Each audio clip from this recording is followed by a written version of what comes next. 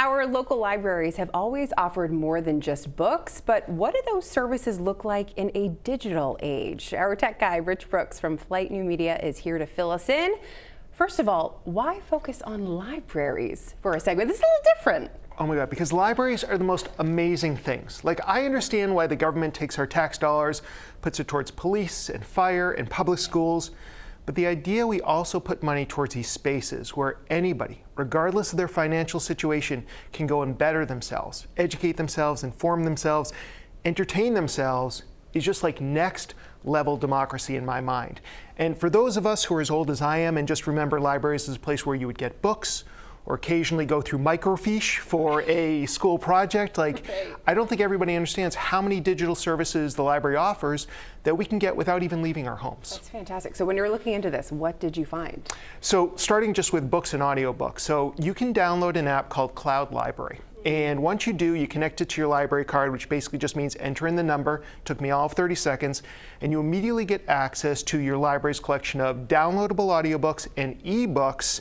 And it's not all of their stuff, obviously, but I was surprised at how many options there were. And there's nicely curated shelves of, when I was in there, it was Maine authors and the Scarborough Schools summer reading list. And then also my personal favorite, banned and challenged books as well.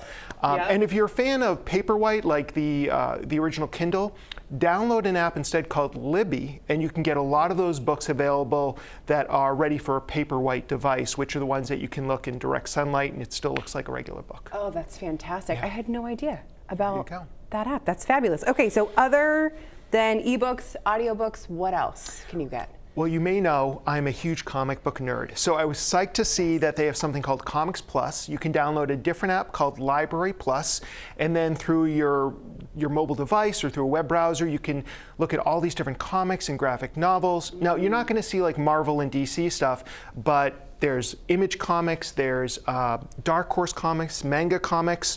When I went through the collection, I was psyched to see that they had the Walking Dead collection, and they had Love and Rockets and Neil Gaiman's American Gods. So great collections. And even if you don't like comics, you can stream movies through a service called Canopy. So you can get up to 10 movies a month on your smart TV. You just add that app, Canopy app with a K, and you can get 10 movies a month. And these aren't the latest Hollywood blockbusters, but classic films, documentaries, cult classics, and recent independent releases. Something for everybody, for sure. Yeah, and I know we've talked about ebooks, comic books, those types of things, but what other resources do these libraries offer? There's so many we can't even list it, but like, for example, Ancestry.com. You can, through the library, do Ancestry.com, the same basic program that you would do if you paid for it.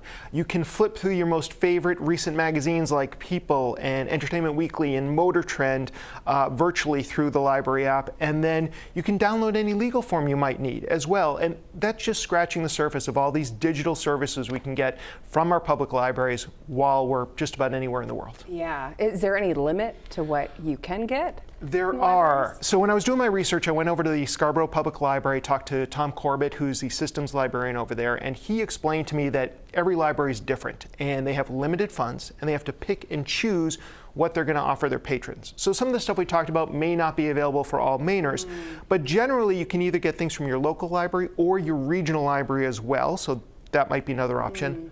Also, people have it in their mind, oh, it's an ebook, you must have an infinite number of copies you can lend at once. But the way that the publishers work it is, A, they charge libraries more than they would for a physical book. B, the license says you can only lend it to one person at a time. And C, unlike a book where a library can lend it an infinite number of times, ebooks, after say 25 lends, just go poof and disappear, and the library's forced to buy it again.